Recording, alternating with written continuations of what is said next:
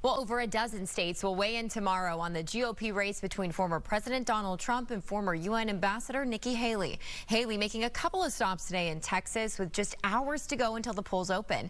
Fox's Joy Addison joining us in Spring, where Haley campaigned earlier today. Joy, how did it go?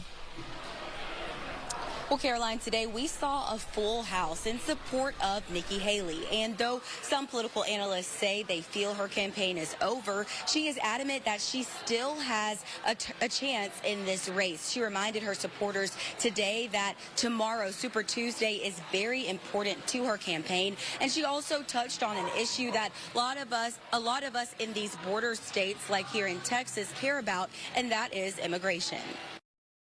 We need to defund sanctuary cities once and for all. We need to put 25,000 Border Patrol and ICE agents on the ground and let them do their job. We'll go back to the Remain in Mexico policy so that no one steps foot on U.S. soil. And instead of catch and release, we'll go to catch and deport.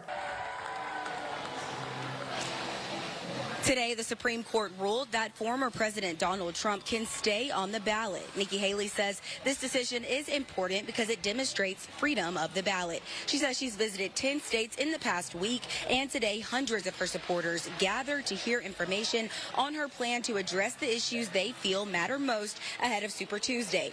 During her speech, Haley addressed the state of the nation's finances, immigration and border reform, and rebuilding Congress by establishing term limits and age competency tests. She also mentioned helping homeless veterans and small businesses. Super Tuesday is tomorrow, and Trump is beating President Biden by 49 to 47%, according to a Fox poll. Haley is sitting at 50% in comparison to Biden's 42%.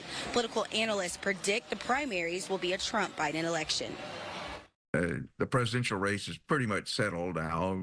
Former President Trump and President Biden are almost certainly going to win almost all the delegates. Sometimes presidential contests went on till May or June, but not in 2024. We're going to settle this in March and pretty much definitively on Tuesday, Super Tuesday.